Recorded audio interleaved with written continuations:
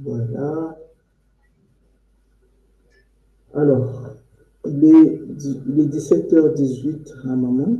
Nous avons 18 minutes de retard. Donc, nous débutons notre table ronde.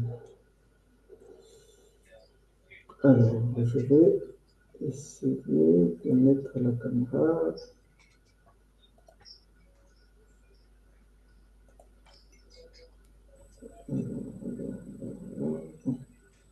Petit souci avec la caméra là. Alors, pas grave, on va commencer.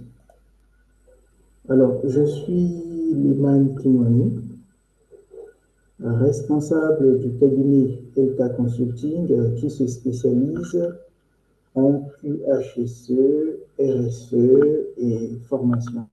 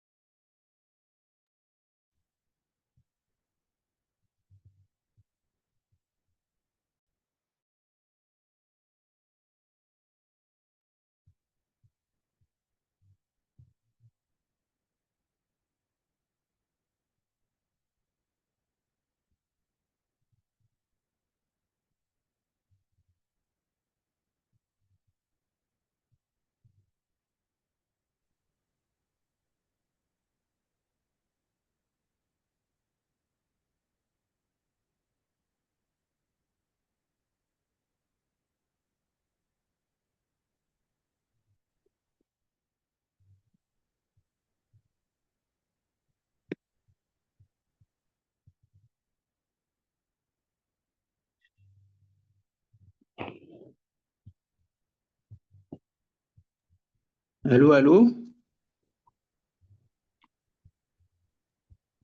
Oui, on Oui, allô? t'entend.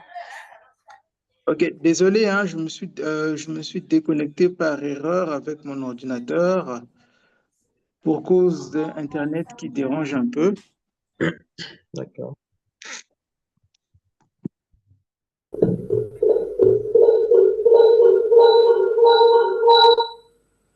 OK. Donc, je disais qu'il est temps que nous puissions nous présenter les uns les autres.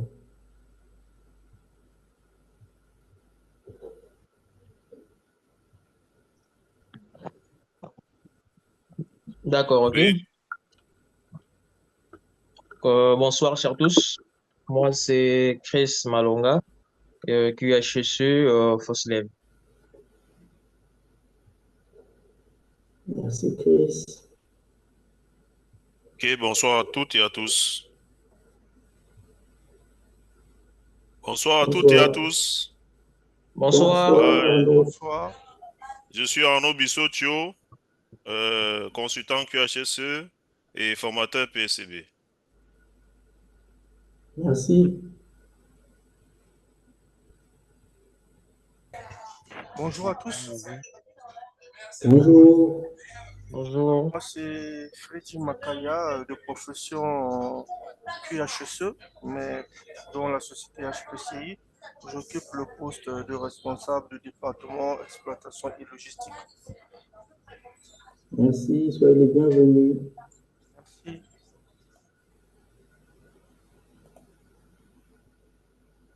Bonsoir. Moi, c'est Christian Tinani, HSE pour Total Congo. Bienvenue, Monsieur Kinouani. Merci, mon cher frère, au moins. Oui, justement.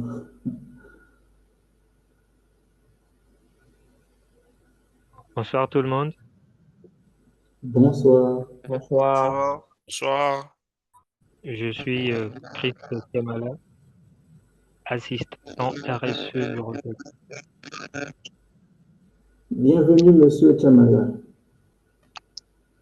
Merci. Bonsoir à Merci, tous. monsieur le président. Bonsoir. Princia. Bonsoir. Princia Mbama, QHSE Perenco. Bienvenue, Madame Princia. Bonsoir à tous. Bonsoir. Bonsoir. Je suis Wilfred Ngono, assistant RSE Micodec. Bienvenue, Monsieur Wilfried. Vous passerez mes salutations auprès de Monsieur Serge Bouanga. Exactement, Bouanga. Merci. Bonsoir tout le monde. Bonsoir. Je suis Grace Olombe, Bonsoir, Grace. assistante QHSE chef Finlandais. Bienvenue, Madame Grace.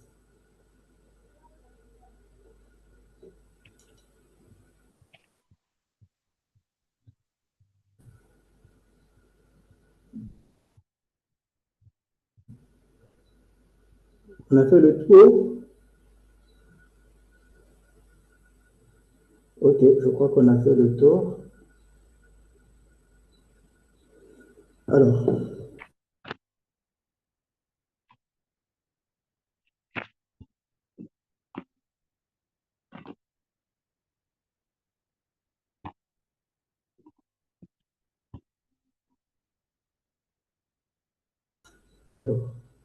d'ores et déjà, je tenais déjà à vous prévenir, à cause de ma mauvaise qualité Internet, il se pourrait que je me déconnecte et que je me reconnecte après.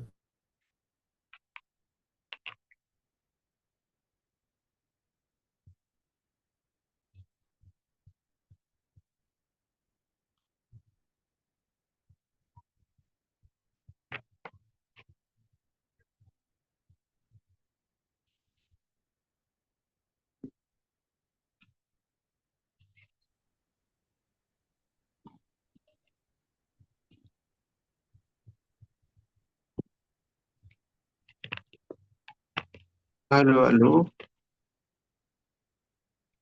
Oui, allô? Ok, Désolé encore une fois. Mais le problème sera résolu tout à l'heure. Il y a un écho là qui ne nous permet pas de... Oui, c'est réglé. Alors, donc nous débutons notre table ronde. Alors, cette table ronde est partie de l'idée de 3 personnes. Il y a Chris Malonga, il y a Arnaud Bissot, également moi. On a essayé de contacter des professionnels QHSE autour de nous. On leur a fait part de notre idée et nous nous sommes rendus compte que beaucoup pensaient déjà à l'idée de l'implémentation d'une plateforme qui réunit tous les professionnels de la QHSE au Congo. Et donc, nous avons voulu concrétiser cela en mettant en place, premièrement, une plateforme WhatsApp, qui réunit les professionnels que chacun de nous connaît. Donc, l'idée est partie de là. Et puis, nous avons mis en place des supports de communication que nous avions partagés sur les réseaux sociaux, les mails professionnels. Certains d'entre vous ont été contactés via mail, d'autres sur LinkedIn, etc. Donc, l'idée ce soir, c'est de pouvoir vous exposer le fil conducteur de cette idée.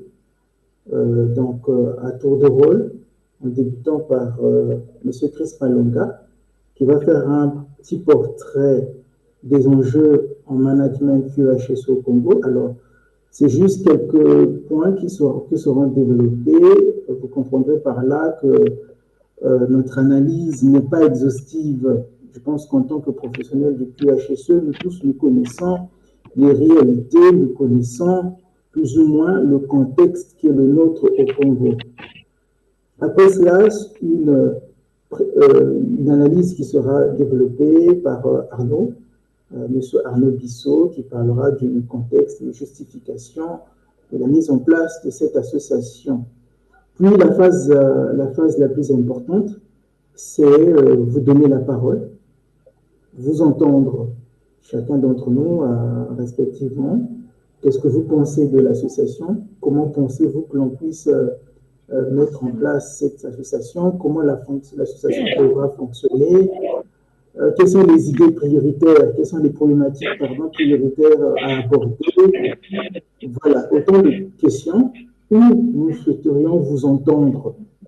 Voilà. Et à l'issue de cette réunion, un compte rendu vous êtes parvenu à la fin. Et voilà. Pour la plupart d'entre nous, nous sommes déjà sur la plateforme. D'ailleurs, j'invite vivement celles et ceux qui n'ont pas encore adhéré, après moi, à adhérer. Et tout à l'heure, je vais mettre dans le chat la fiche de présence.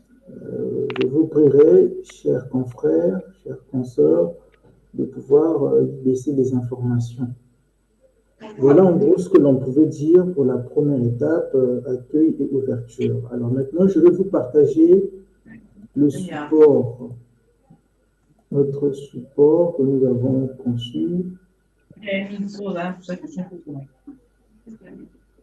Oui, justement, je suis sur ça, Arnaud. Il y a ton support.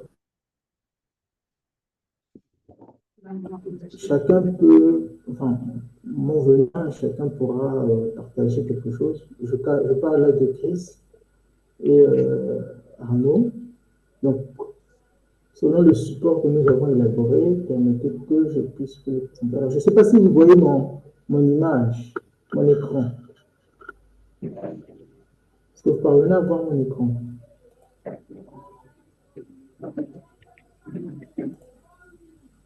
Par le partage. Hein. On voit l'écran, mais on ne voit pas encore le support.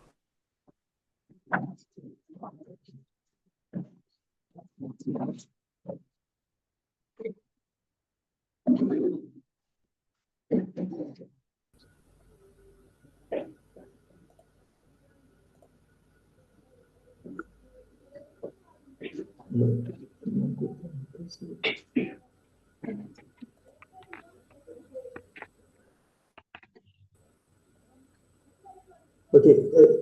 Chris, est-ce que je te essaie de partager le fichier ou bien tu dois le faire de mon côté?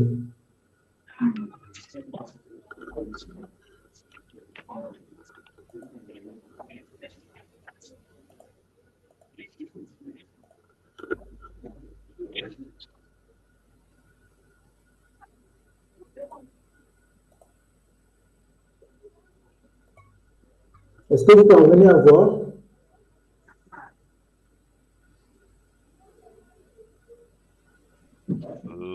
Oui. On a un aperçu. Ok. Quelques secondes.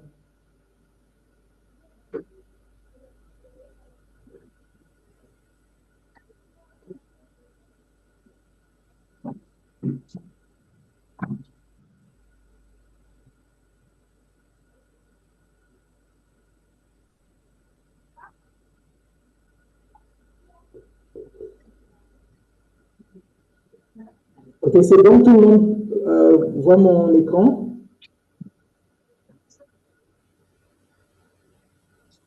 Oui, c'est bon, hein. Le partage est bon. Ok, très bien. Alors donc, la parole est donc accordée à Chris Malonga.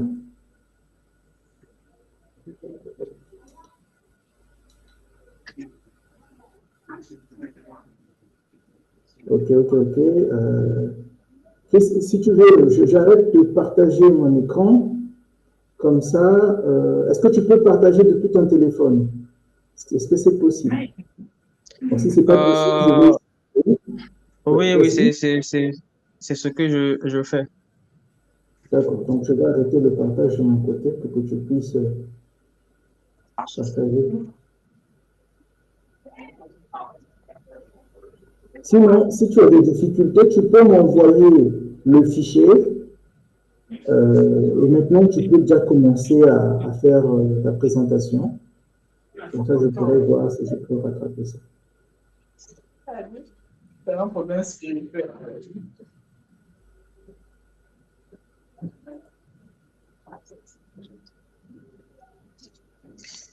D'accord, ok, mais je pense que je vais déjà commencer déjà que le temps nous est imparti et comme ça après Exact, le sport pourra s'en suivre. Ça, ce n'est pas un souci. exact.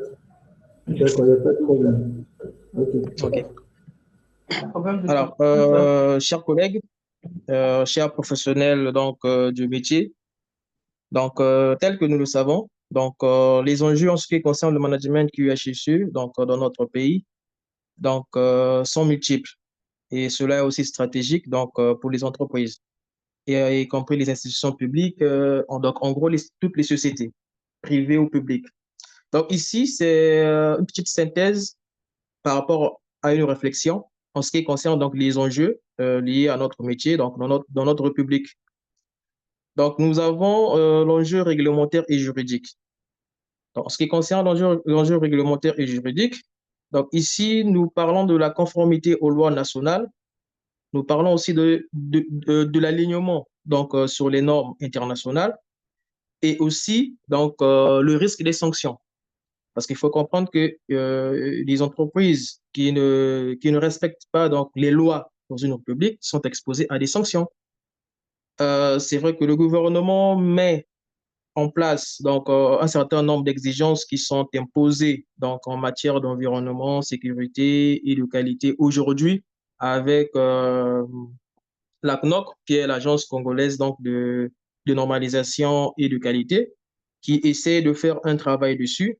Donc, il est question à ce que les entreprises donc, puissent se conformer à ces lois nationales et aussi à l'alignement donc, sur les normes internationales. Alors, le deuxième enjeu, c'est l'enjeu environnemental. Donc, dans les enjeux environnementaux, donc en gros, donc ici, on nous invite à pouvoir agir dans la préservation donc, de l'écosystème naturel. Donc aujourd'hui, nous sommes tous conscients que donc, le Congo possède une biodiversité donc, exceptionnelle, donc avec la faune, les forêts que nous avons, le fleuve et autres. Cela ben, est menacé par l'exploitation industrielle et les déchets non traités donc, et les déchets qu'on retrouve donc, dans la nature. Et nous avons connu une situation tout récente, je pense que dans les deux grandes villes, en ce qui concerne donc la gestion des déchets. Et cela est un facteur important donc, qui conduit à une grande pollution. Donc, il est question que nous puissions préserver notre écosystème naturel. Il est question que nous puissions réduire donc l'impact écologique. Donc, les entreprises, donc avec leur système de management, donc sont poussées à pouvoir contrôler leurs émissions, donc à recycler les déchets, à minimiser leur impact, leur empreinte carbone. Aujourd'hui, il y a une exigence qui recommande aux entreprises de faire un bilan d'empreinte carbone. Par exemple, nous, chez Foslev, nous l'avons fait, 2023, on a fait 2024 et 2025. Donc, ça fait partie donc, des contrôles qui sont faits. Bon, ça, c'est par rapport au groupe et autres. Donc, voilà. Donc, cela rentre dans le cadre de l'enjeu environnemental.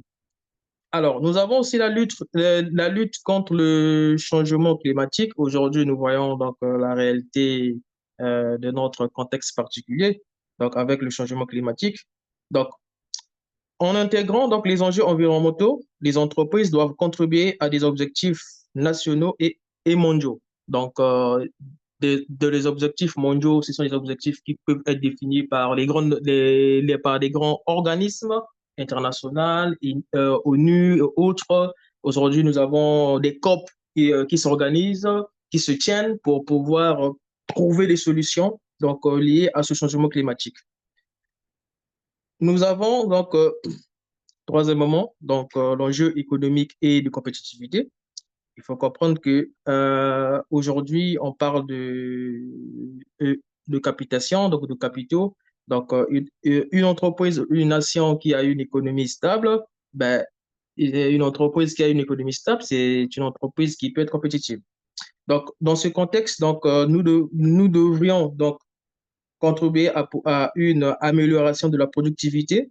Donc, ce qui nous dit qu'une bonne gestion donc, du QHSE permet de pouvoir réduire les pertes, donc de pouvoir réduire les arrêts de production et les accidents qui peuvent être prévenus. Nous avons aussi donc l'attractivité donc pour les investisseurs. Donc, nous sommes conscients que donc les entreprises qui sont certifiées donc attirent aussi facilement les partenaires nationaux ou encore internationaux. Et cela aussi va de pair avec le souci de leur engagement dans la RSE, dans la responsabilité sociétale des entreprises. Et ça, c'est un élément très important. La réduction donc, des coûts cachés, donc moins de non-conformité, moins de gaspillage, moins d'indemnités, donc liées aux accidents et aux litiges. Donc, quatrièmement, nous avons donc les enjeux de santé et de sécurité au travail. Donc, la protection des travailleurs, ça, c'est un élément très important, très, très capital, parce que tel que nous le savons, donc nous allons travailler, donc nous sommes payés à notre juste valeur, mais en retour, il faudrait que nous puissions rentrer sains et saufs chez nous à la maison. Donc, sur cela, au niveau national, nous avons un code du travail qui impose aux entreprises de pouvoir préserver donc, la santé physique, la santé physique, morale et mentale de leurs travailleurs. Ben, cela doit être appliqué donc, à tous les niveaux, donc à toutes les entreprises.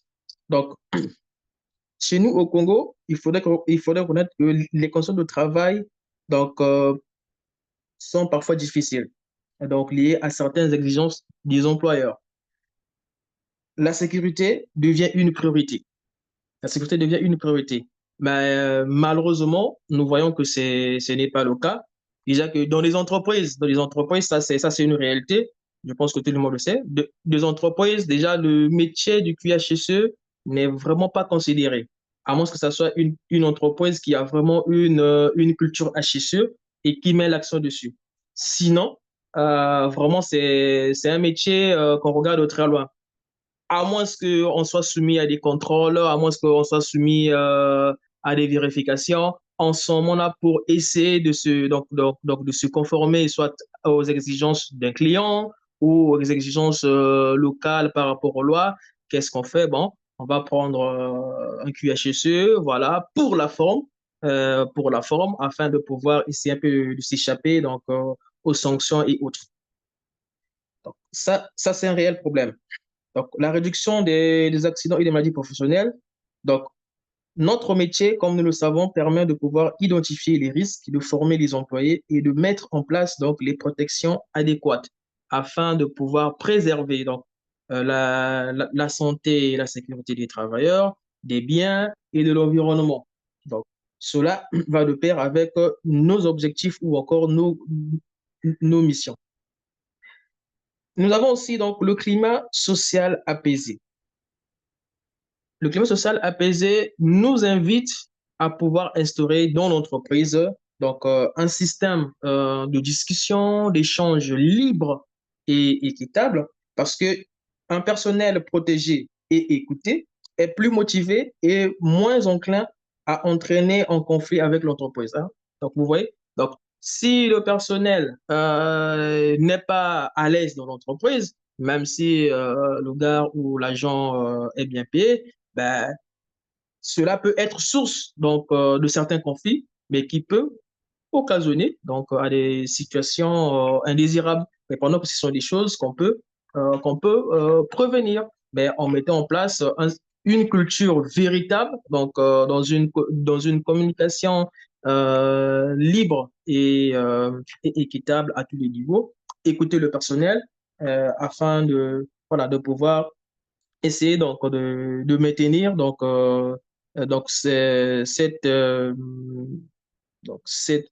euh, stabilité sociale équitable à tout le monde. Alors, nous avons aussi donc les enjeux sociaux et éthiques. Alors, j'ai parlé de la RSE tout récemment.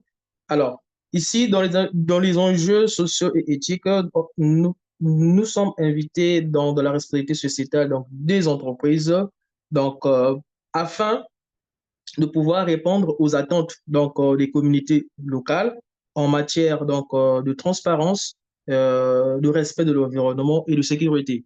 Partout où une entreprise s'installe ou réalise ses activités, c'est forcément dans un environnement, dans une localité où il y a des habitants, il y a des communautés, ainsi de suite. Et il est important aux entreprises de pouvoir donc, essayer de regarder ensemble avec ces communautés-là de quelle façon ou d'une autre pouvoir les accompagner sur certaines actions donc RSE qui peuvent être mises en place afin de pouvoir faire bénéficier aussi à ces habitants donc, de ces localités donc ce qui peut leur revenir de droit par rapport à l'accompagnement de l'entreprise dans la localité où elle se trouve. Nous avons aussi donc l'acceptabilité sociale des projets. Il est important pour les entreprises lorsque donc, lorsque les entreprises ont des projets dans les localités et autres, il est important de pouvoir dialoguer avec les populations, de pouvoir faire impliquer donc, les ONG qui se trouvent de la zone, qui plaident pour la cause donc, des populations, des usagers de la localité. Donc, et faire des études d'impact, hein, études d'impact environnemental et autres, ou des consultations publiques. Donc, cela est nécessaire afin de pouvoir prévenir donc, certains conflits, certaines situations qui peuvent surgir par rapport à l'occupation d'un territoire ou d'une localité liée aux activités d'une entreprise. Donc, vous voyez, je prends juste un cas très simple avec Total, par exemple, Angeno. Alors, Total, qu'est-ce qu'il fait? Lorsqu'il y a souvent des grands projets et autres, Total consulte donc les chefs du village et autres. Et lorsqu'il y a, par exemple, des formations qui peuvent faire bénéficier à ces localités, à ces habitants, lorsqu'il y a il y a des projets, ils peuvent recruter. Donc, ils recrutent, il y a un quota pour le village. Il y a, il y a un quota pour le village afin que donc, ces habitants-là qui se trouvent dans cette zone ne se sentent pas abandonnés, donc ne se sentent pas lésés parce que vous venez exercer votre activité donc, dans leur zone. Et il faudrait bien qu'il y ait un point lié donc, à la sociabilité par rapport à ces personnes. Donc, d'où il y a beaucoup d'actions qui sont réalisées sur plusieurs formes. Donc, toujours dans les enjeux sociaux et éthiques, nous parlerons de l'amélioration de l'image de marque. Donc, un bon système de management renforce la réputation d'une entreprise. Donc, c'est très important pour les entreprises d'avoir un système de management. Moi, personnellement, ça me fait mal parfois de voir certaines entreprises qui n'ont pas de système de management. Le système, il peut être là, mais il ne vit pas. C'est à sens figuratif parce que voilà, nous avons tel client qui est peut-être exigeant et autres. Et du coup, cela a de l'impact sur l'image de l'entreprise sans se rendre compte. Et chez nous, au Congo, par rapport à la réalité, parce que nous sommes très loin en termes de sécurité, l'État qui devrait plutôt avoir un œil regardant là-dessus, mais c'est encore très loin, très loin. Aujourd'hui, si j'essaie de faire la ronde des ministères, le seul ministère aujourd'hui qui essaye de parler de la sécurité, c'est le ministère des hydrocarbures. Ils ont mis en place donc, un département QHSE, il y a même une directrice QHSE générale qui a été nommée, qui essaye de faire de son métier, qui essaie de travailler. Moi, je pense que cela devrait plutôt être une exigence nationale parce que ici, nous parlons du travail. Donc, le code du travail n'est pas appliqué uniquement dans les entreprises hydrocarbures. Le code du travail est appliqué à toutes les entreprises en République du Congo. Donc, je pense que la sécurité devrait être une affaire de tous et à tous les niveaux. Donc, ça, c'est un grand travail que notre État, donc à travers les institutions publiques qui sont mises en place, devrait vraiment s'attarder pour qu'on essaye un peu de faire valoir ce métier qui, pour moi, aujourd'hui, c'est encore un métier qui est mort dans le contexte où l'HSE aujourd'hui, chez nous au Congo, n'est vraiment pas valorisé. Ce sont des entreprises pétrolières, hein, des entreprises pétrolières, parapétrolières, tous ceux qui travaillent autour donc, des entreprises pétrolières qui essayent de faire valoir un peu ce secteur, là encore, parce qu'il y a des exigences euh, normatives, légales et autres qui les poussent d'une façon ou d'une autre à essayer de fournir des efforts de ce sens. Donc, nous avons l'enjeu lié au développement durable. Donc, cela nous invite à pouvoir contribuer aux objectifs de développement durable. Donc, ici, le QHSE aligne les pratiques donc, par rapport à l'entreprise, par rapport à ses objectifs globaux, donc que ce soit dans le secteur énergie, travail décent et autres innovations. Donc, cela doit pouvoir nous emmener à travailler dessus parce que le développement durable, chez nous au Congo, comme je l'ai dit, c'est encore un sujet qui est encore dans les tiroirs. Mais pourtant, on oublie qu'aujourd'hui, si on ne prépare pas donc l'avenir de nos enfants, si on ne prépare pas donc l'environnement propice pour l'avenir de nos enfants, des générations futures, ça veut dire qu'on va leur laisser donc un environnement qui sera déjà dégradé, polluant, et après, ils ne pourront plus rien faire. Donc, c'est un travail qui devrait déjà commencer aujourd'hui.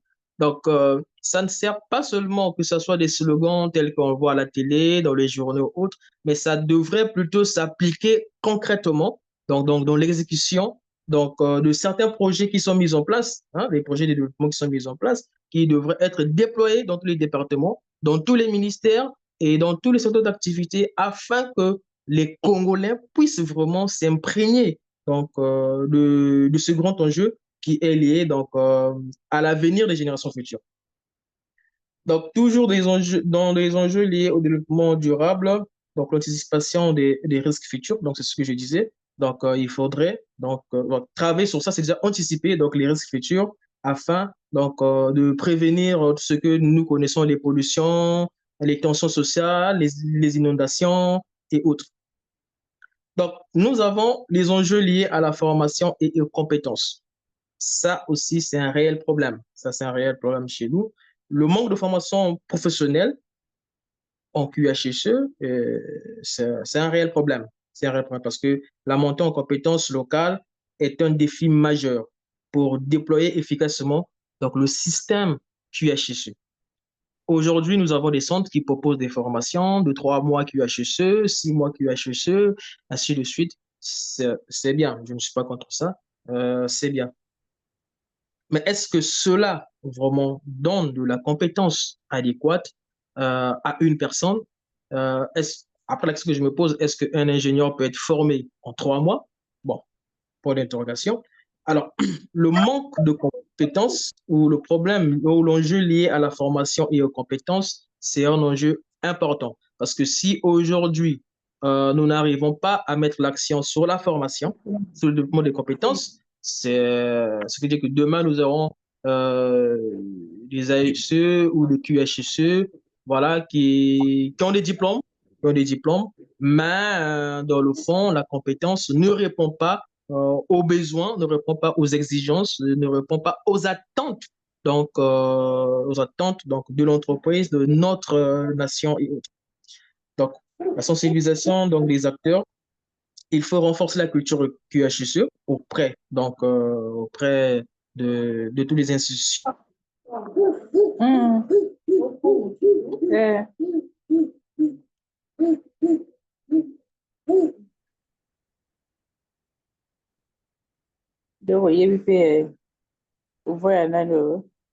Allô? S'il vous plaît, il y a quelqu'un qui a son micro, ouvert. J'ai coupé. Oui, Lehman. Oui, tu me reçois? Allô? C'est Arnaud.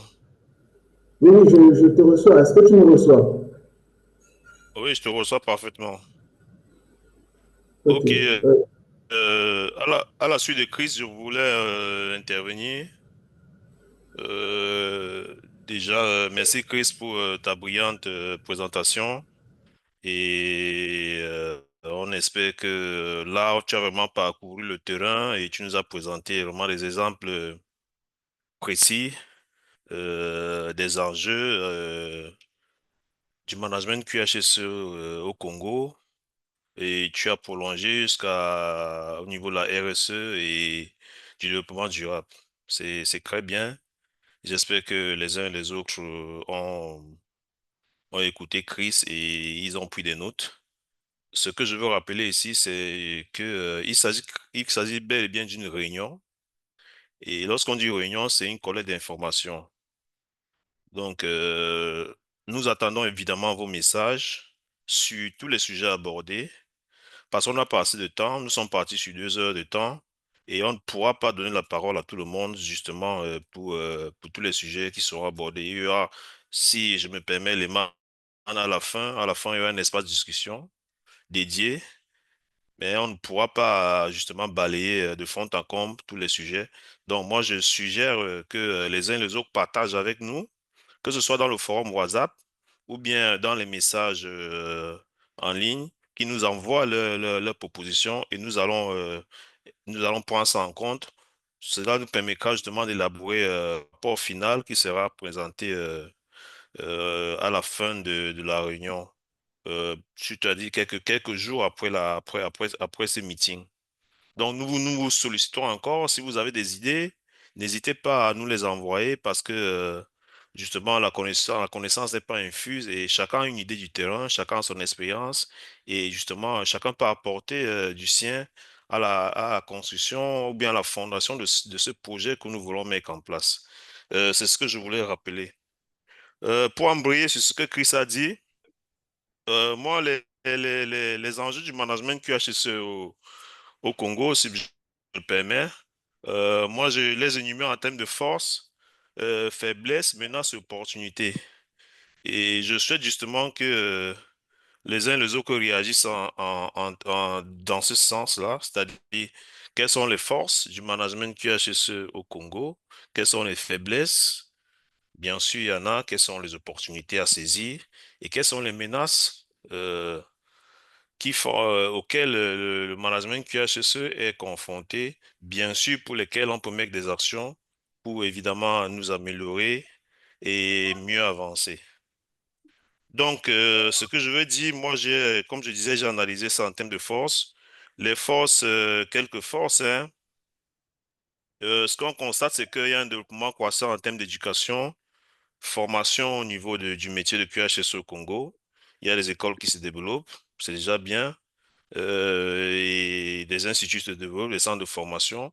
Maintenant, il est question d'aller au fond et voir quel type de formation justement quelles sont les formations dispensées. Est-ce que ces formations vraiment permettent aux apprenants, aux sorties de leur cursus, d'être aptes à affronter le milieu professionnel. Donc ça, c'est une chose. C'est déjà bien, il y a un développement des formations, il y a des cabinets qui forment, il y a des instituts qui forment. Et aussi, il y a justement une présence des agences, des cabinets qui se développent sur le plan management QHSE petit à petit. On se rend compte quand même qu'il y a des cabinets qui naissent ça et là. En l'occurrence, LK Consulting, je ne fais pas de publicité qui fait justement dans les prestations en matière de QHSE et GRSE. C'est une bonne chose, c'est une initiative louable. Il y a plusieurs autres cabinets et d'autres institutions. Et aussi en termes de force, moi j'ai remarqué, le gouvernement aussi il y a beaucoup d'avancées. Le ministère des hydrocarbures fait beaucoup d'efforts. Malonga l'a souligné. On sent la présence de ce ministère, justement. Récemment, si je ne me trompe pas, la semaine HSE, il y a eu la journée mondiale de la santé et sécurité au travail. Il y a une présence quand même du ministère qui est là et certaines entreprises. Seulement, ce qu'on note, c'est que il y a des entreprises, c'est un peu trop les mastodontes. Les PME sont encore la crainte. On se dit, est-ce que c'est une histoire de moyens? Est-ce que c'est un problème de culture? Euh, Par la suite, en termes de force aussi, quand même, Il y a la réglementation qui est là, disons-le, c'est vrai, elle a amélioré, mais il y a des textes qui sous-tendent un certain nombre de choses à mettre en place, que ce soit en entreprise, en matière de QHSE, il y a une documentation qui existe. Peut-être qu'il faut qu'elle soit améliorée et qu'elle soit un peu plus dynamique. Donc, il y a une agence aussi, une agence interpatronale, Unicongo, qui existe, qui est là aussi justement pour promouvoir tout ce qui est côté veille réglementaire, c'est pas mal. Ça, c'est mon point de vue, hein. Et également, j'ai entendu parler d'une agence de normalisation, l'ANACO, si c'est le terme. C'est aussi déjà bien. Certes, d'après mes informations, j'ai appris que cette agence n'est pas affiliée au comité technique de l'ISO pour faire partie justement des réflexions sur la normalisation, l'élaboration des normes internationales. OK, côté faiblesse, oui, on peut dire qu'il y a une faible intégration du métier au sein des entreprises, surtout les PME. Les mastodontes, on les connaît, il y a des QHSE, surtout parce que, bon, volet risque industriel, on n'a pas le choix. Il faut justement prévenir les risques industriels. Maintenant, au niveau des PME, ça tarde encore à prendre l'envol. Oui, justement aussi, il peut y avoir un problème de budget, de moyens techniques, d'information, lié justement à la mise en place de tout ce qui structure le métier de management QHSE au sein des entreprises. Et aussi, justement, peut-être qu'il y a un problème assez de manque de communication et de sensibilisation. Peut-être qu'il faut encore renforcer la communication et la sensibilisation dans ce sens, pour justement faire comprendre à toutes les organisations que le management QHSE aujourd'hui est un enjeu de compétitivité et de concurrence pour toutes les entreprises. C'est un levier de performance aujourd'hui pour toutes les entreprises qui veulent vraiment avancer. Les opportunités, il y en a énormément. On voit bien que Malonga l'a souligné, ça bouge beaucoup au niveau de la responsabilité sociétale des entreprises. Le volet ESG est en train d'évoluer. C'est des opportunités à saisir que les entreprises qui veulent être responsables demain, pour ma part, doivent intégrer ces volets-là, QHSE, RSE, ESG. C'est très important. Justement, le cabinet LK Consulting en fait la sensibilisation, la promotion, la formation dans ce sens. Toujours dans les opportunités, il y a des réformes aussi qui sont en cours en termes de texte. Ça évolue bien. Lorsqu'on a parcouru, moi j'ai essayé de parcourir la réglementation.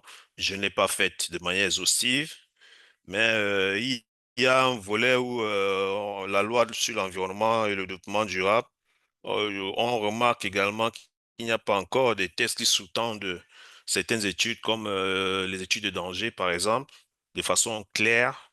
Et il faut justement que pour toutes les entreprises classées à un certain niveau, il faut faire des études de danger pour prévenir justement tout ce qui est industriel.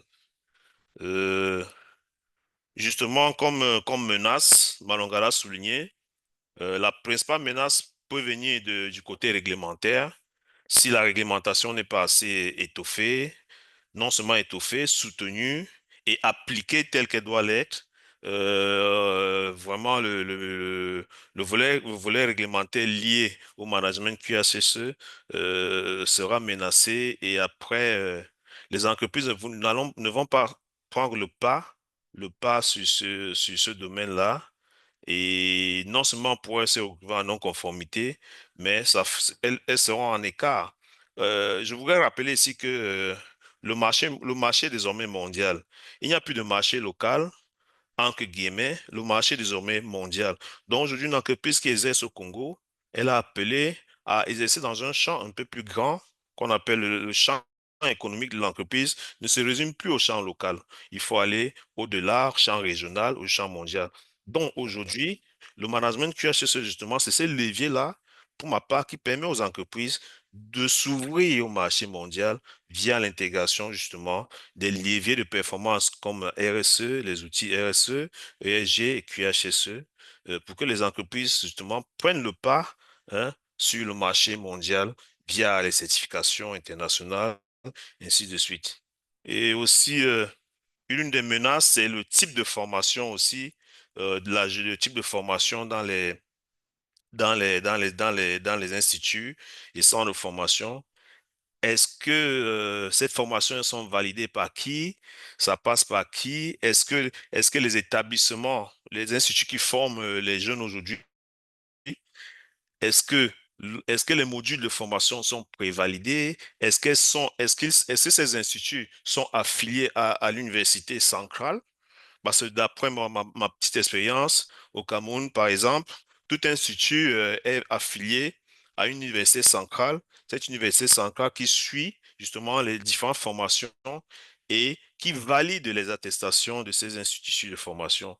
Donc là encore, c'est à vérifier parce qu'il y a le contenu de la formation qui est très important. Et ça peut être une menace. Oui, quand vous êtes formé, vous sortez QHSE, mais aujourd'hui, on veut un QHSE qui est prêt à affronter le marché de l'emploi, que ce marché soit local, ou régional ou international. OK. Et aussi au niveau la la dernière faiblesse que je veux souligner, celle qui nous permet d'être ici ensemble, c'est ce manque de collaboration, je ne sais pas, de communion entre les professionnels de ce métier. J'ai fait ma petite enquête. On se rend bien compte que les gens se connaissent, mais est-ce que les gens collaborent, est-ce que les gens travaillent ensemble, justement, pour mettre en exergue ce métier, pour valoriser ce métier? Pour moi qui me passionne bien, c'est l'une de mes passions. Et l'une de nos faiblesses, c'est justement que nous mettons, j'ai l'impression qu'on ne se met pas assez suffisamment ensemble pour essayer d'avancer ensemble pour ce métier. Il y a des grands défis, mais on a l'impression aujourd'hui que les QHSE, si je me le permets, chacun reste dans son coin et il essaie de faire ce qu'il peut. Mais je pense qu'ensemble, on ira plus loin si on essaie de nous mettre ensemble, de poser ensemble un certain nombre d'idées, un fondement. On sera une force au niveau du mouvement patronal. On pourra mieux se défendre, mieux se valoriser. Et au niveau même les relations même avec les universités, les instituts de formation pourra se valoriser. Donc, pour finir, c'est une menace. Pour moi, tant qu'on n'est pas vraiment ensemble, tant qu'on ne travaille pas ensemble et on essaie vraiment de, de, de, de, de, de mettre en exergue le bien fondé de ce métier, il serait difficile que ce métier soit vraiment bien apprécié et bien vu, comme Christ le disait, que pour lui, c'est encore embryonnaire. Mais il est embryonnaire parce qu'il y a justement ces menaces. Mais moi, je pense que l'espoir demeure et je suis très confiant que ça va décoller. Merci, Lehman, et j'en ai terminé.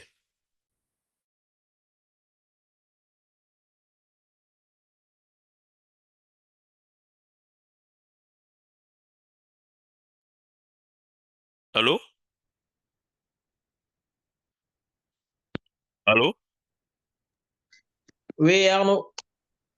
Oui, j'ai terminé, Lehman. Tu me reçois bien? Oui, je te reçois, c'est parce que j'étais, comme j'avais mis le partage là. Donc, très bien. Merci beaucoup, Arnaud.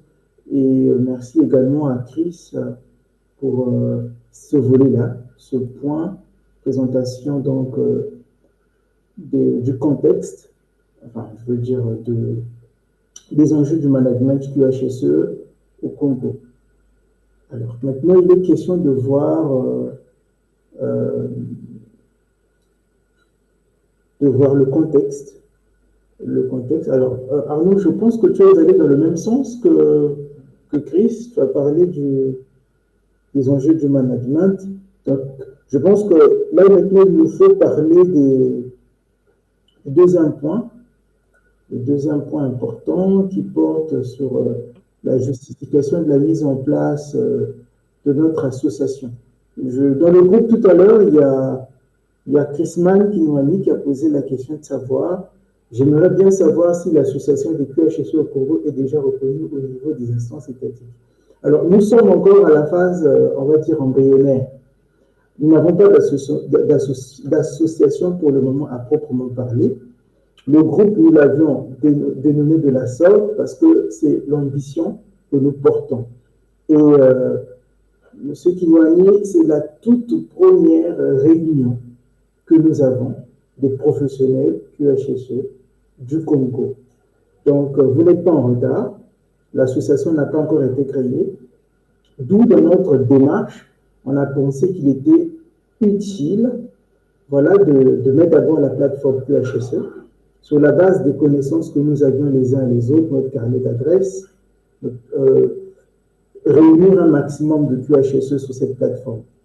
La deuxième étape, c'était de communiquer sur les réseaux sociaux. Beaucoup ont pris connaissance de cet événement via les réseaux sociaux. Donc là, c'est notre première réunion. Nous allons discuter. Il est question de voir quels sont les organes exécutifs à mettre en place ainsi que les autres organes. Voilà, pour essayer un peu de répondre aux problématiques de notre métier que nous avons dressé ici, que Chris et Arnaud ont bien étayé, ont bien développé. Voilà, donc en posant ces idées-là, donc on part de l'idée, des points de vue d'ensemble. Chacun dit ce qu'il pense, comment il veut que cette association-là puisse fonctionner. Et comme a su le dire Arnaud, nous allons vous élaborer dans les jours qui suivent le compte rendu de cette réunion et c'est cette feuille de route que nous allons suivre dans la mise en place, dans l'implémentation de cette association. Donc, je vais encore redonner la parole à Arnaud. Arnaud, est-ce que tu aimerais bien nous parler du bien fondé, en fait, de la mise en place de notre association? Ok. Allô? Nous te recevons. D'accord, merci une fois de... Allô? Je tiens à préciser que personne n'a encore rempli la fiche de présence, s'il vous plaît. Pour celles et ceux qui ne l'ont pas encore fait, parce que je vois ici, je n'ai pas reçu de notification, prière de renseigner la fiche de présence, s'il vous plaît. Arnaud, tu peux y aller, merci. Ok, merci une fois de plus. On va passer la parole, Lehman. Comme je le disais, les raisons pour lesquelles nous souhaitons justement poser les bases d'une association des professionnels du métier QSSE, RSE, ESG, DD, développement durable. Justement, c'est parce que pour certains métiers ou bien pour un ensemble de métiers, vous le connaissez bien, il y a des orgues, il y a des corporations. Et une corporation, justement, c'est une fédération des professionnels d'un métier qui se réunissent justement pour poser les bases d'une seule et même entité pour pouvoir faire valoir leurs droits et leurs devoirs sur le territoire, on peut dire national, ou bien par rapport aux enjeux de leur métier. Vous en connaissez bien, il y a l'ordre des médecins qui existe, il y a les experts comptables, il y a les fiscalistes, il y a les assureurs. Donc, il y a plusieurs corporations qui existent et on se demande bien pourquoi pas le QHSE aujourd'hui, RSE, DD. Moi, pour ma petite expérience, j'en connais des associations QHSE, particulièrement au Cameroun, l'APQHSE, qui est aujourd'hui bien avancée. Ils sont déjà au niveau du projet d'orgue des QHSE au Cameroun, seulement que ça traîne encore au niveau de la validation de certains critères. Et justement aussi, il y en a au Sénégal. Il y a il y a une association des professionnels QHSE. Il y en a dans plusieurs pays où les QHSE ont décidé de se mettre ensemble et justement pour valoriser ce métier et justement avancer ensemble. Donc, voilà pour moi l'une des raisons pour lesquelles il est important, je me dis qu'il est important qu'on se mette ensemble et qu'on pose justement les fondements, tout d'abord d'une association, c'est-à-dire une association, et on s'associe, on essaie de poser les fondements, une organisation, un fonctionnement, les critères de membres, comment on va avancer, qu'est-ce qu'on doit partager ensemble, comment on va se réunir. Et justement parce que chacun dans ce métier a une certaine expérience et le fait qu'on se mette tous ensemble, va nous aider parce que n'oubliez pas, le QHSE n'est pas seulement celui qui est en entreprise. Il y en a qui sont dans les ministères, qui sont dans les agences de normalisation. Et justement, c'est tous ces gens-là qu'il faut fédérer autour de même objectif. C'est ça en fait. Donc voilà, pour ma part, c'est la raison pour laquelle je me suis dit, pourquoi pas, pourquoi pas.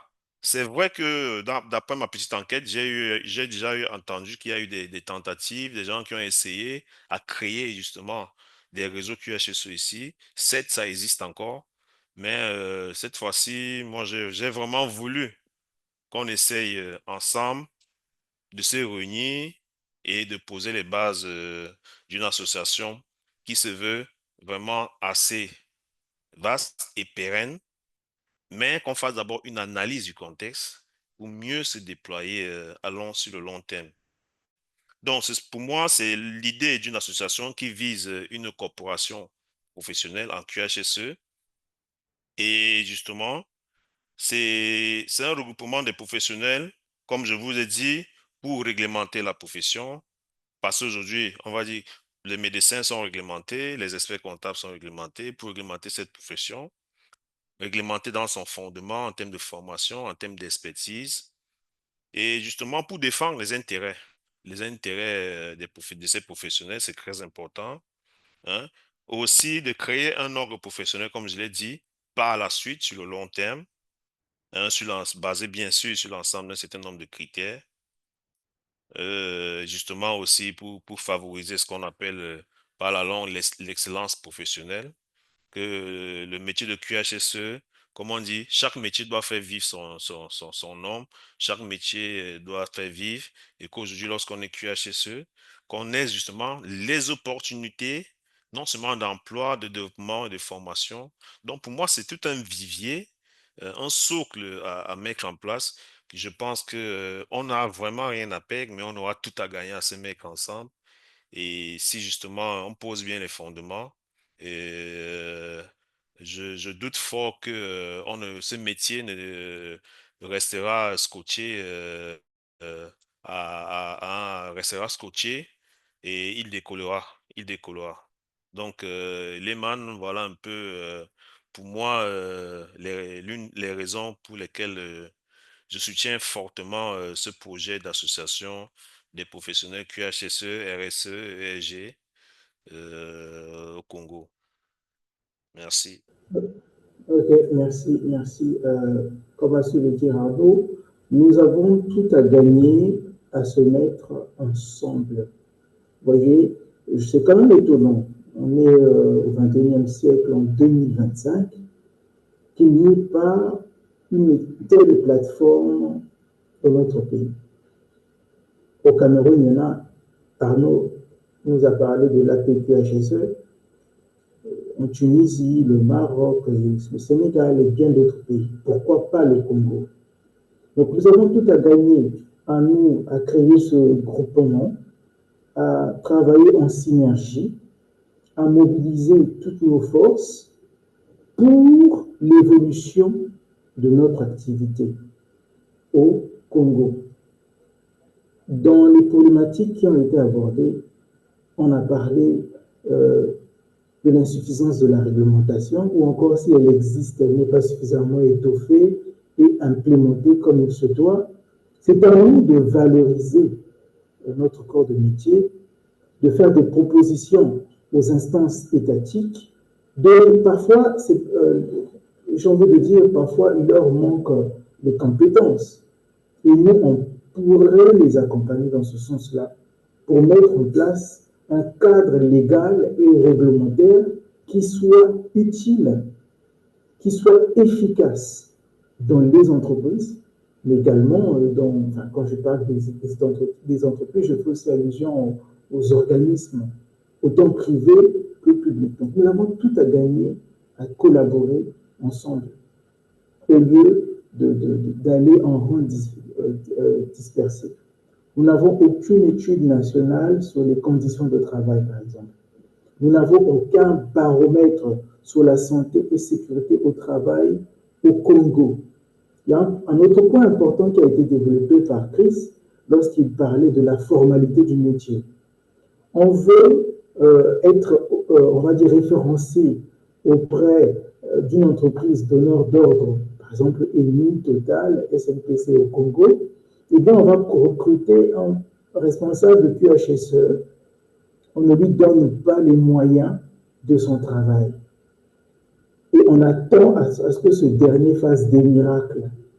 Dans ces conditions-là, comment est-ce qu'on pourra faire avancer nos entreprises? Vous voyez que c'est autant de challenges, autant de défis que nous avons. Donc vraiment, on a tout à gagner, chers confrères et consoeurs, à nous mettre ensemble et à voir dans quelle mesure faire prospérer, développer notre corps de métier au Congo-Brazzaville. Alors, sans plus tarder, je vais donc l'échange sera maintenant ouvert à tout un chacun. Chacun est maintenant de dire ce qu'il pense de l'initiative, comment implémenter cette initiative, quelle est la feuille de route, par où faudra-t-il commencer. La parole est accordée à celui ou celle qui voudrait bien la prendre. Nous allons noter tous les points que vous ferez comme proposition. Merci beaucoup. Encore une fois, n'oublions pas la fiche de présence, prière de la renseigner. Elle se trouve dans le chat. Je vais pouvoir vous la remettre encore tout à l'heure. Alors, la parole est à celui ou celle qui voudrait bien la prendre. Merci.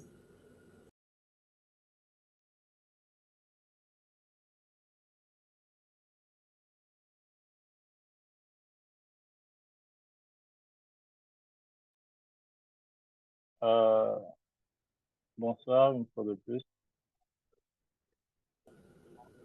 Bonsoir. Je pense qu'on va d'abord se représenter à nouveau. Chrisman, je vous prierai, avant votre entame, de vous présenter d'abord. Merci. Ok, d'accord. Bonsoir. Désolé, je suis en chiffre là, donc j'ai suivi en partie le développement de notre cher collègue Arnaud par rapport déjà à la réponse à ma question, parce que moi je trouve que ce point-là, il est très fondamental par rapport à la petite expérience que j'ai eue. Je crois que c'est un témoignage que je vais vous passer sur le même chemin que nous sommes en train d'emprunter. En 2012 ou 13, entre 2 années, nous avions formé un collectif comme ça, des professionnels HSE, et nous étions en vue de créer une association qui visait quasiment les mêmes enjeux, mais nous nous étions arrêtés à mi-chemin, simplement parce que, en fait, on aurait beau mis toutes les bonnes idées en place, préparer des documents, mais si nous ne sommes pas reconnus, il sera très difficile pour nous de faire valoir toutes les compétences que nous avons mis en place. Donc, il sera primordial pour moi de savoir qu'est-ce que nous devons faire, quelle est la documentation que nous devons bâtir tous ensemble afin de faire reconnaître notre association, voir à la préfecture les conditions d'ouverture d'une association. Et une fois que nous avons créé nos statuts, règlements intérieurs et autres, à ce moment-là, nous allons commencer, déjà dans le statut, on mettra des critères d'adhésion à l'association, on va discuter des groupes de travail et nous allons commencer à travailler. Parce que sans la reconnaissance officielle de notre association, tout ce que nous allons bâtir ici, ça va se volatiliser professionnellement. La troisième option n'était désolé. Donc, tout ce que nous allons bâtir, je disais, va se volatiliser comme nous l'avions été autrefois. Donc, pour moi, ce critère de reconnaissance-là, je trouve qu'il sera primordial parce que c'est ce qui va nous permettre de rencontrer les responsables de l'État, les responsables de certaines entreprises. Ça peut nous permettre d'organiser des événements au sein des entreprises pour parler en fait du métier QHSE, le valoriser sur le terrain. Mais si nous ne sommes pas reconnus, personne ne peut nous recevoir. Donc voilà, c'était l'unique point que j'avais à nous partager. Merci. C'était donc Chrisman Kinwani, ACSE, je t'ai un peu fait Congo.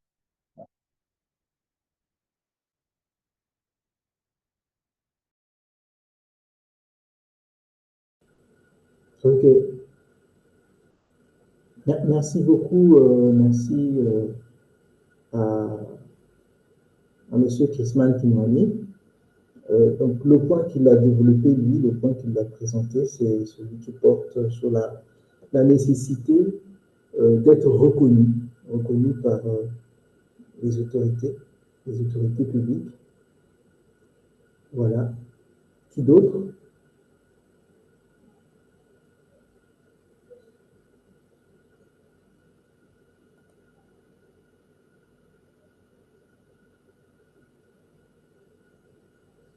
Allô?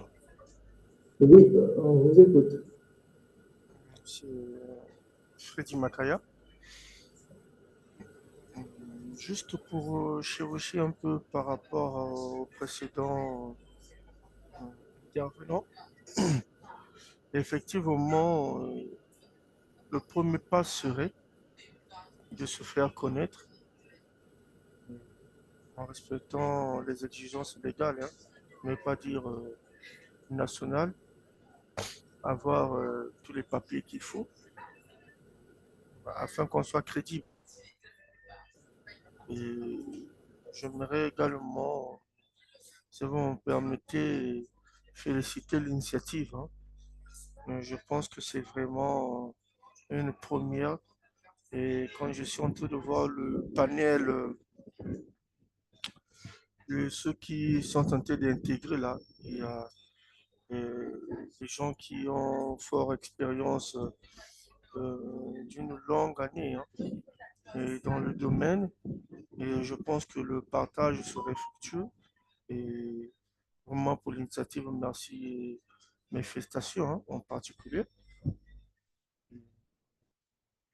Comme on le dit, le métier est en train de prendre de l'ampleur au fur et à mesure. Mais seulement, il y a quelquefois des formations non adéquates ne permettant pas à celui qui a bénéficié de cette formation-là de faire preuve de ses compétences, sinon de défendre son papier, si on peut le dire comme ça, certificat, tout comme diplôme. Et je pense que avec cette plateforme-là, on peut accompagner les jeunes ou bien sûr les anciens, parce qu'il se peut que tu as le diplôme, mais tu n'as pas complètement travaillé dans le domaine parce qu'on sait qu'au Congo, le plus souvent, nous ne faisons pas ce que nous avons appris. Mais étant donné que nous sommes intellectuels, on s'adapte facilement et après, on perd quelques notions, sinon des outils favorables pour travailler dans ce domaine. Et quand on veut revenir dans ce domaine, ayant connaissance de cette plateforme, étant en contact avec des professionnels dans ce domaine et surtout ceux qui ont la démarche adéquate pour implémenter le système, ça pourra accompagner, sinon faire revenir ce qui était, si on peut dire ce terme, plus ou moins écaré dans un autre métier, sinon dans d'autres fonctions qui, bien sûr, étaient connexes au métier QHSE, mais qui n'avaient pas vraiment l'applicabilité comme il se doit de ce domaine.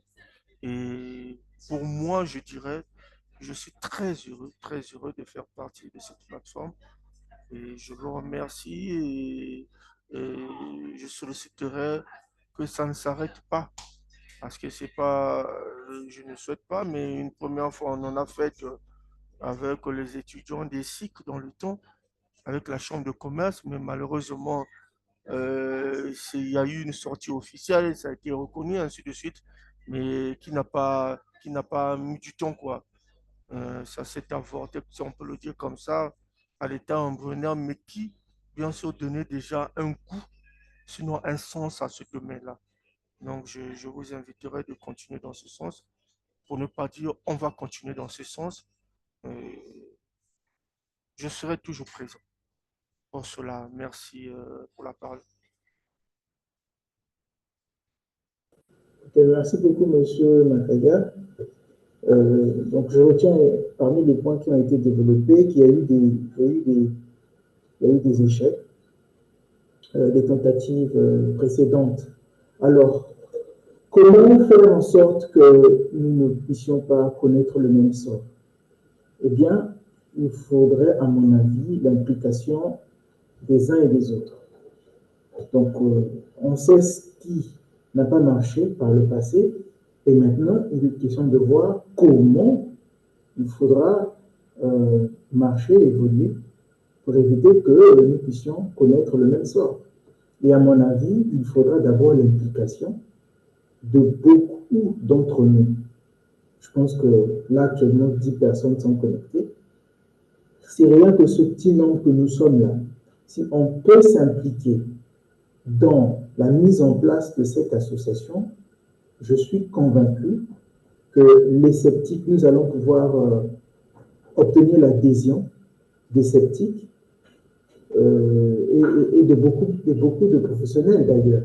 Mais cela part d'un noyau, d'un groupe de personnes d'abord. Voilà. D'autres interventions.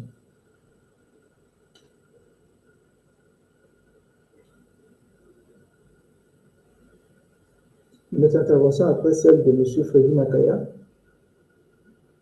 Soyons pas timides, hein, voilà, nous vous attendons. Chris, comment tu vois la chose? Quelle est la feuille de route?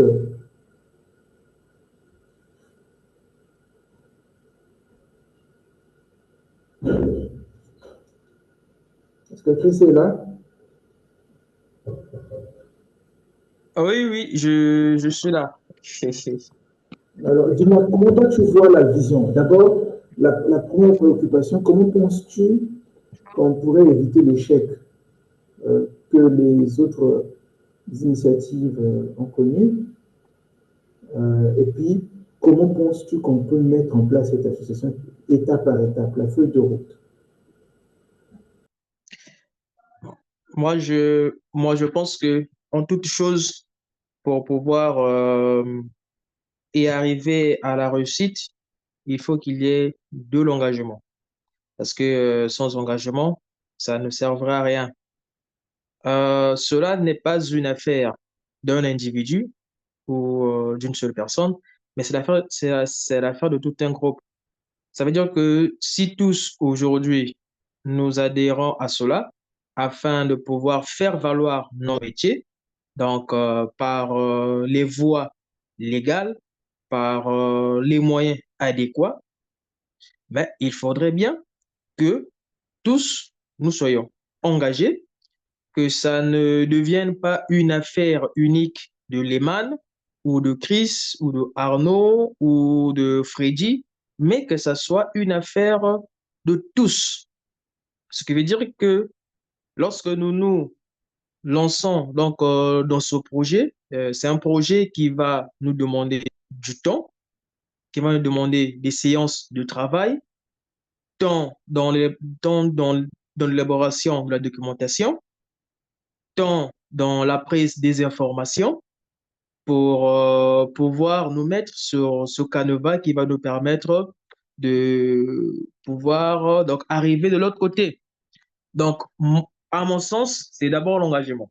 Donc, il n'est pas question ici de dire, ça c'est mon avis et ça reste mon avis, il n'est pas ici question de dire que oui, j'adhère. Après, derrière ça, lorsqu'il s'agira de travailler, il faudrait qu'on se mette à courir derrière les autres parce que certaines personnes deviennent assez lourdes pour pouvoir contribuer dans la bonne marche de la création.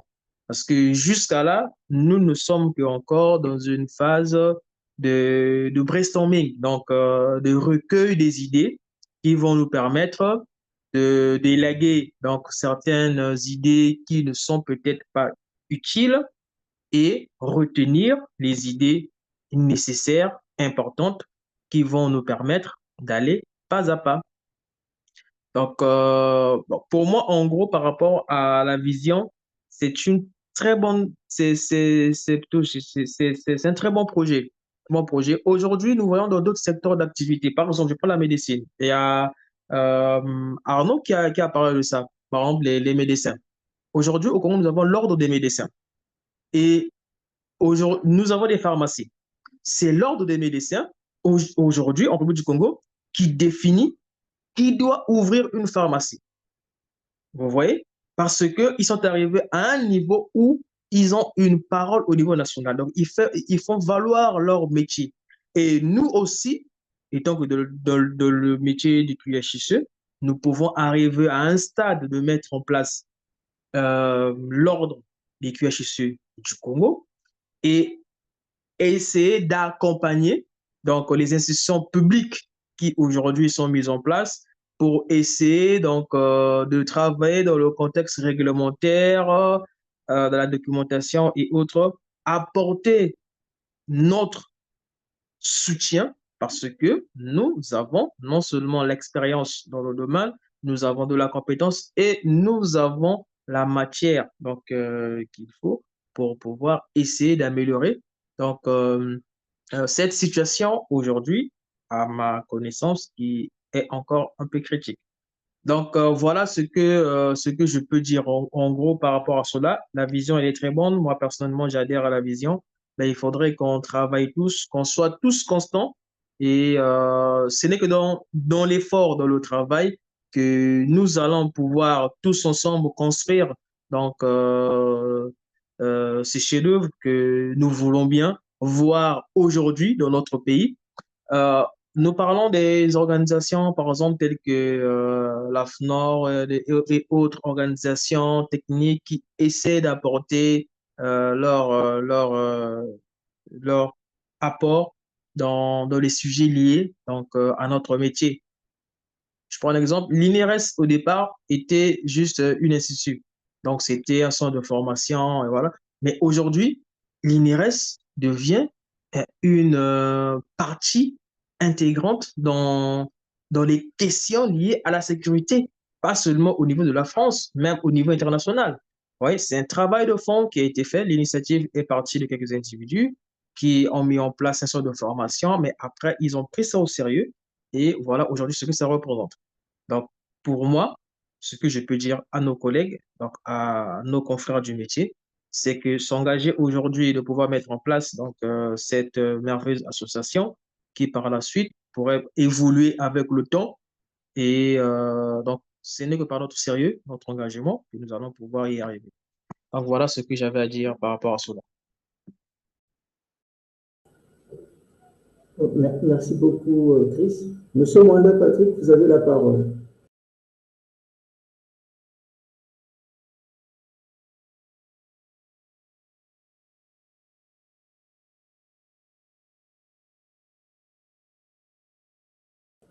Monsieur Mwanda Patrick, vous pouvez ouvrir votre micro, vous avez la parole.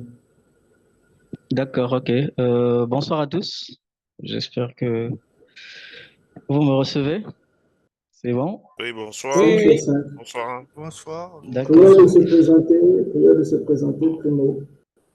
D'accord. Donc moi, c'est Patrick Mwanda, responsable HS JDMK.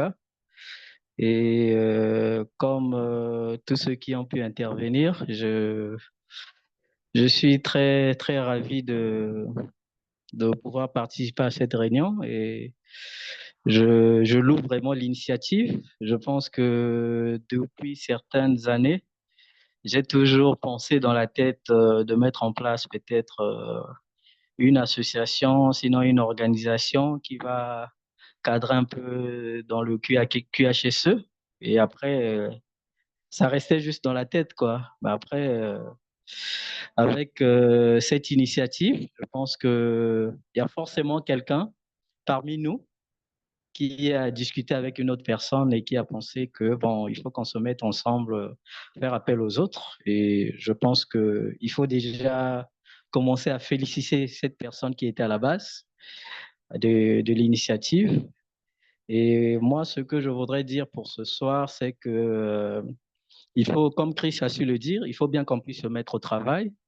Et je pense qu'il va falloir qu'on commence par mettre en place certains documents de base en interne, notamment commencer à réfléchir sur les statuts, commencer à réfléchir sur un règlement intérieur. Je pense que chacun de nous peut se retrouver dans certains organes, dans certaines associations. Donc, on s'inspire toujours de ce qui existe déjà. On ne va pas venir comme ça à l'improviste. Donc, chacun, par rapport à sa connaissance, son expérience, peut essayer d'apporter les informations qu'il a pour qu'on puisse penser à mettre en place d'entrée de jeu, peut-être les statuts et les règlements intérieurs pour que, au fur et à mesure qu'on essaie d'avancer dans nos démarches. Voilà un peu ce que j'avais à dire ce soir. Merci beaucoup. Donc, je retiens la contribution des uns et des autres en partant toutefois de l'existant. Voilà, merci beaucoup, Monsieur Mwanda Patrick, pour votre intervention. D'autres interventions, s'il vous plaît. Nous n'avons plus que très peu de temps. Au plus tard 20 minutes, il faudrait qu'on arrête notre réunion. D'autres interventions? Monsieur Lehmann? Oui. Oui, Monsieur Freddy Makaya. En fait, étant donné que, sinon, pour dire, comme je l'ai évoqué au début, parmi les raisons de notre chèque, s'il faudrait le dire, c'est vrai que nous avons besoin de la participation de tous. Mais comme vous le constatez, hein, il a fallu 2, 3 ou 4 déjà pour pouvoir planifier quelque chose et avoir la volonté de le faire. C'est-à-dire que j'ai vu, nous étions presque une soixantaine, si j'ai bien compris, mais il y a eu plus ou moins 10 personnes qui sont présentes. Et je ne voudrais pas dire qu'on va prendre en compte que c'est 10. Mais s'il y a un truc à faire, que nous n'attendons pas que nous atteignons ce quota seulement, que nous allions avec ceux qui ont la volonté de prendre le train qui est en marche. C'est-à-dire que si c'est 10 qui sont volontaires, je prends un exemple, et pour la faisabilité des papiers, ça demande 100, on fait 10 et 10 au lieu d'attendre qu'on soit 20 pour faire 5, 5. Je prends un exemple. Sinon, s'il faudra attendre que X n'est pas là, Y n'est pas là, on retombera sur les mêmes erreurs que moi, personnellement, je dirais que nous avons fait autrefois. Donc, c'est de partir avec les gens qui ont la volonté. On peut être nombreux, c'est-à-dire avoir un nombre conséquent, mais avec manque de volonté. Mais pour aller loin, nous avons besoin des gens qui ont de la volonté participative, tant de présence que financière. C'est ce que j'aimerais ajouter.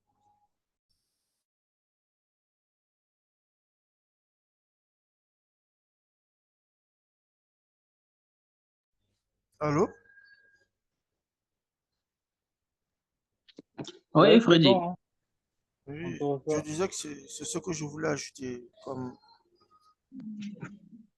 Non, mais tu as raison, Freddy. Tu as raison. Moi, je suis tout à fait d'accord avec toi.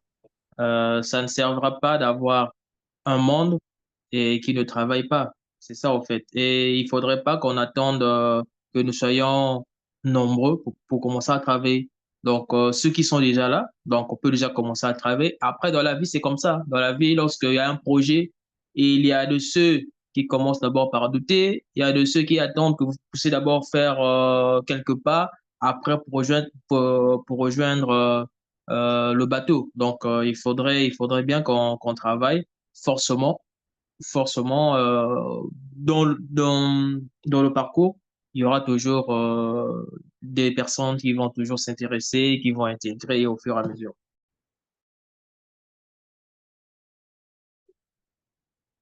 Ok. Désolé, hein, je joue au ping-pong, là, la connexion, tantôt, ça, comme on dit, la connexion fuit, tantôt, elle revient. Donc là, je suis connecté avec mon téléphone, le temps que je me reconnecte avec mon ordinateur. Donc, j'ai pu relever la préoccupation de M. Patrick. Et effectivement, Chris, je vais dans le même sens que toi.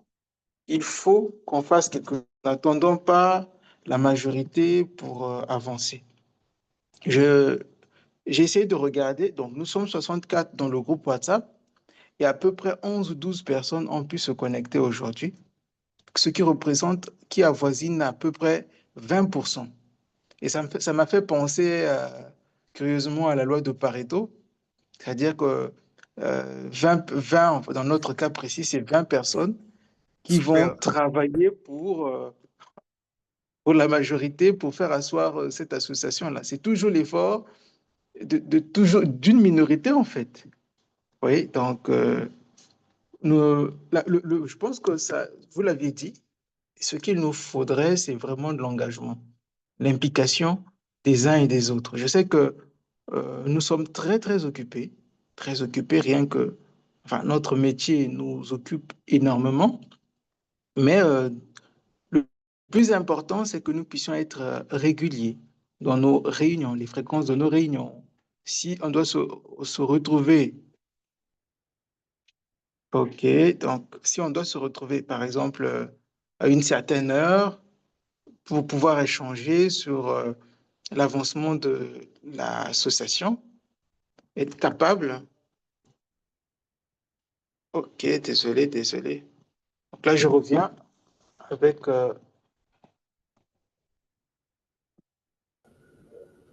Alors, Alors,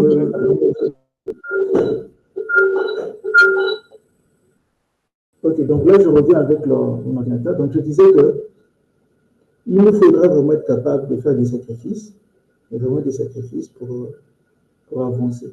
Donc, du coup, voici ce que je propose. Je propose que nous puissions mettre en place un comité de mise en place. Il faudrait qu'il y ait un comité de mise en place. Le comité de mise en place aura pour mission de mettre en place tout ce qui est documentation, de réfléchir sur la documentation à mettre en place en amont. Tout à l'heure, ça a été dit, il nous faudrait être reconnu comme association. Mais avant d'être reconnu comme association, il faut plancher sur la mise en place d'une documentation. Par exemple, un règlement intérieur. Il faut avoir une organisation, c'est-à-dire, on va dire, un bureau. Il faut avoir un bureau avec une hiérarchie. Dans toute organisation, dans tous les systèmes d'organisation, il faut la mise en place d'un comité, on va dire, d'un groupe de personnes, d'un noyau de personnes qui aura la mission donc de prendre un certain nombre de décisions pour l'intérêt général. Donc ça peut être une organisation, un coordonnateur principal, un coordonnateur adjoint, un trésorier, un secrétaire, etc. C'est à nous de voir. Donc cette commission, ce comité de mise en place devra donc réfléchir sur un organe de décision, voire éventuellement un organe exécutif, plancher sur la mise en place d'un règlement intérieur et au préalable établir des accords de principe. C'est-à-dire, pour celles et ceux qui sont dans le groupe WhatsApp, qui veulent vraiment faire partie de cette association, on va mettre en place des accords de principe. Dans ces accords de principe, parmi les points qui seront mentionnés, eh bien, il y aura l'engagement, c'est-à-dire que la personne s'engage à participer de manière active de la mise en place de cette association. Elle signe cet engagement-là. Donc, une fois qu'on a les principes d'accord, à ce moment-là, on réfléchit à la mise en place d'un comité. Pour un début, on n'est pas nombreux. On peut mettre en place on va dire un coordonnateur, comme je l'ai tenté d'expliquer, un coordonnateur adjoint, un secrétaire, un trésorier, parce que on parle, tôt ou tard, il faudra qu'on parle de finances, de cotisation. Il faudra bien qu'il y ait quelqu'un qui puisse s'en occuper.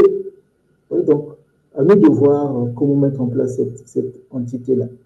Et puis, plancher, donc, comme je l'ai expliqué tout à l'heure, sur la mise en place d'un règlement intérieur. Oui, un chargé de la communication également, parce que nous avons un groupe WhatsApp.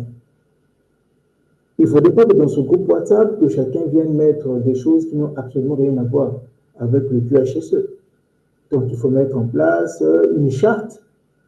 Comment ça va fonctionner? Qu'est-ce qu'on doit mettre en place? Voilà, Chris Malonga, on peut déjà se prononcer tout de suite pour... Chris, je te donne la parole. Je voudrais dire quelque chose. Merci, Liman. Alors, pour moi, je me dis que c'est comme on le dit, hein, l'occasion fait la ronde. Donc, c'est notre première réunion. Nous parlons déjà donc de la mise en place du comité, donc qui va déjà commencer à travailler sur tout ce que nous avons évoqué, documentation, organisation et autres. Ben, si on peut se prononcer, séance tenante, comme ça, tu prendras note de ceux qui vont se prononcer, de pouvoir intégrer le comité pour que déjà, donc la semaine prochaine, même si ce n'est pas peut-être lundi ou mardi, même en fin de semaine, on commence déjà à travailler sur ce qu'il faut faire. D'accord, ok. Ben, oui, Arnaud, tu souhaiterais dire quelque chose? Oui, c'est pourquoi je viens d'ouvrir mon micro. Merci pour les avis partagés qui sont justement, à mon avis, aussi non seulement motivateurs et qui nous donnent une lueur d'espoir sur ce projet entre guillemets pharaonique. Mais si on s'implique, s'il y a de l'engagement et que chacun soit vraiment porte de ce projet de façon individuelle, je pense qu'on y arrivera. Par rapport aux chiffres, vraiment, moi je dis, il y a un des participants, j'ai oublié le prénom. Vraiment, le nombre, nous ne nous en tenons pas là parce que si on s'en tient au nombre, on ne va pas avancer. On avancera avec ceux-là qui sont engagés et qui veulent vraiment porter le projet. Vous savez, c'est le porteur de projet vraiment qui réalise le projet, hein. Et après, le projet ne sera pas forcément bénéficiaire au porteur de projet. Bon, c'est un projet social. Moi, je le dis, il est social. Et il faut le porter pour que demain, il y ait quand même une lueur d'espoir, et bien des améliorations dans l'avancée pour le métier de QHSE, justement au Congo. Donc, comme mettre en place une équipe projet, de façon ad hoc, moi, je souhaitais un peu ma proposition est celle-ci. On a un comité ad hoc déjà qui est en place, constitué de moi, Lehman et Chris. Euh, pour moi, je propose qu'on sorte à la fin, au sortie de cette réunion, on me propose un délai pour la restitution du rapport et des propositions aux participants, d'abord aux 10 participants, aux participants de cette réunion. Et ce sont avec ces participants que nous allons justement évoluer avec le rapport et des propositions. On n'en fera pas forcément part au rapport global à tous les membres du forum WhatsApp, peut-être plus tard, mais qu'on fasse part du rapport à ceux-là qui ont participé et que, une fois que le rapport est soumis à leur appréciation, on constitue donc cette équipe projet ou ce comité avec des rôles clairement définis où chacun justement pourra choisir ce qu'il peut apporter au projet. Donc là, de façon ad hoc, je me dis, réservons-nous que l'équipe, le comité, la shortlist constituée de nous trois, on va sortir un rapport de cette réunion et on soumettra aux autres participants, les 10 participants, qui pourront valider certainement et qui pourront valider et on passera justement, comme Chris l'a dit, à la constitution de l'équipe projet. Je demande encore aussi de ne pas nous arrêter ici, vous savez bien que la première des choses de QHSE, c'est la sensibilisation. Et sensibilisation. Donc, autour de nous, moi, je sollicite encore les uns les autres. Vraiment, continuons la sensibilisation sur ce projet. Continuons la sensibilisation. Nous avons des connexions, nous avons des collaborateurs. Continuons à sensibiliser les uns les autres. N'arrêtons pas ici. Sensibilisons au maximum. Mais en poursuivant la sensibilisation, et je pense qu'on pourra y arriver. On pourra y arriver. C'est un peu ma contribution, Lehman. Ok, merci Arnaud. Désolé, je t'ai suivi de manière entrecoupée, mais ce que je retiens, c'est que tu as proposé à ce que nous puissions élaborer primo un rapport de ce compte rendu-là, de ce que nous nous sommes dit. Alors, il y aura un rapport qui sera élaboré, nous allons le rédiger. Et pour ceux qui ne le savent pas, il y a déjà un petit comité d'organisation constitué de Arnaud, Chris et moi. Donc, c'est nous qui sommes, on va dire, les drivers, ça veut dire ceux-là qui ont pensé à la mise en place de cette réunion-là ce soir. Donc, nous allons plancher sur la mise en place d'un compte rendu par rapport à ce que nous sommes dit. Et cette réunion est enregistrée. Donc, nous allons pouvoir, après, dans quelques heures, je mettrai la vidéo dans le groupe WhatsApp pour que les gens qui n'ont pas pu participer pour une raison ou pour une autre puissent suivre. Donc, après le compte rendu, nous allons le mettre donc dans le groupe WhatsApp, c'est ce que j'ai retenu, pour approbation de celles et ceux qui y sont, pour voilà quoi, donner, suggérer leurs idées. Et puis après, nous allons mettre en place un bureau. C'est ce que j'ai retenu de l'intervention de Arnaud. Freddy, est-ce que tu souhaiterais dire quelque chose? Oui. Lehman, par rapport à l'intervention de mon collègue de tout de suite là, je pense que ce qu'il a dit, j'aimerais également appuyer dans ce sens. Vous avez été les motivateurs, sinon ceux qui ont vu venir les choses avant. Et parmi les raisons d'échec, c'est de mettre les personnes qu'il ne faut pas à la place qu'il fallait. Qu'est-ce que je veux dire par là? C'est-à-dire de mettre les personnes qu'il faut à la place qu'il faut. Vous avez commencé avec la chose, donc s'il faudrait avoir un comité, déjà les 3 ou 4 personnes qui ont débuté la chose devront être en tête.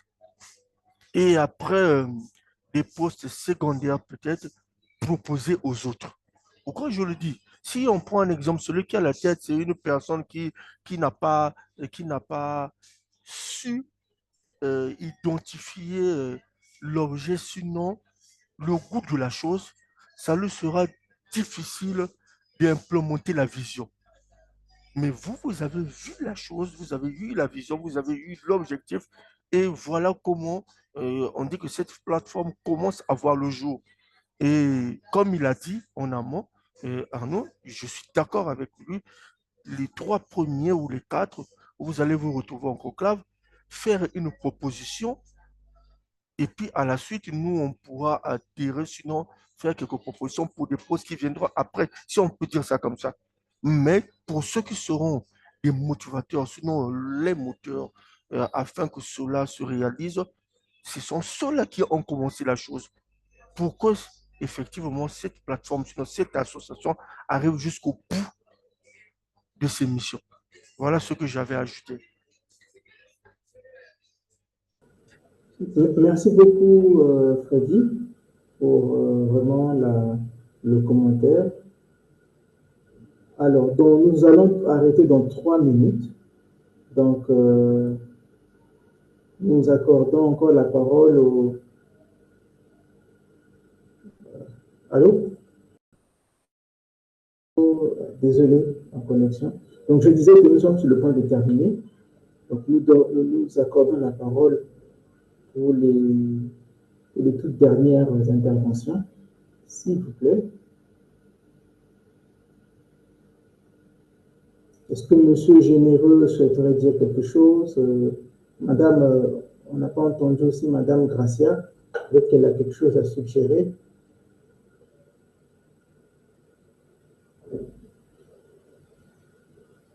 Désolé, j'ai eu un problème de connexion avec les coupures là, mais j'ai suivi l'ensemble des interventions. Je suis d'accord de tout ce qui a été dit. Donc, on attend juste le planning, hein. On attend juste que vous puissiez faire le rapport et puis faire des propositions des équipes. Et puis là-dessus, on va s'atteler au travail. Sinon, dans toutes les idées très efficaces, je suis d'accord de tout ça. D'accord. Merci beaucoup, M. Wilfried. Madame Gracia, il y a quelque chose à dire? Madame Gracia. Bonsoir à tous. Bonsoir. Oui, j'ai tout entendu. Je dirais comme mon collègue vient de dire, je vais attendre tout ce qui va se passer et on va commencer avec les activités. Sinon, j'ai rien à dire. Ok, merci beaucoup, madame. Monsieur Kumbani Généreux, il y a quelque chose à dire? Monsieur Kolet Mabika, quelque chose à dire?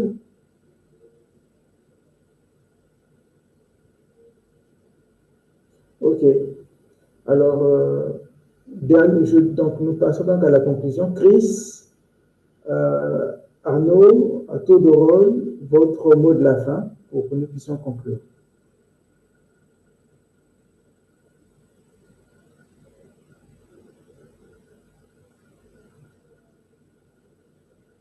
Chris, tu es là?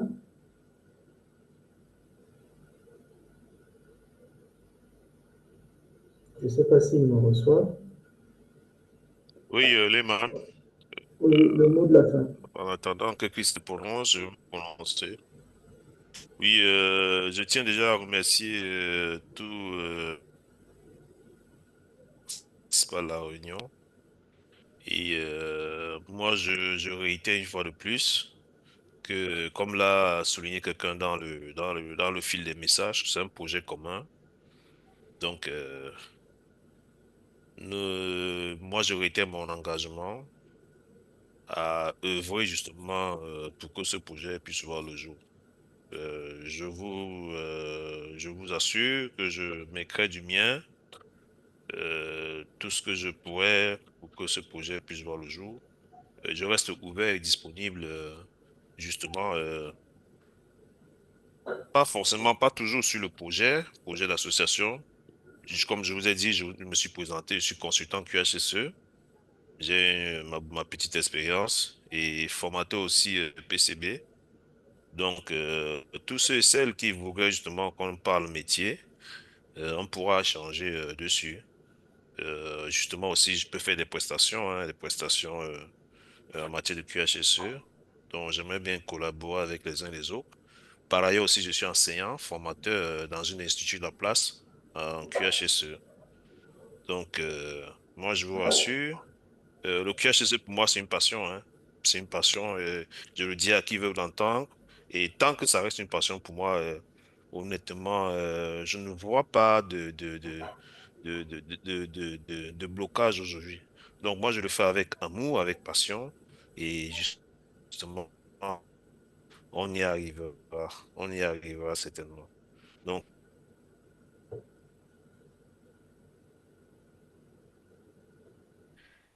à bientôt.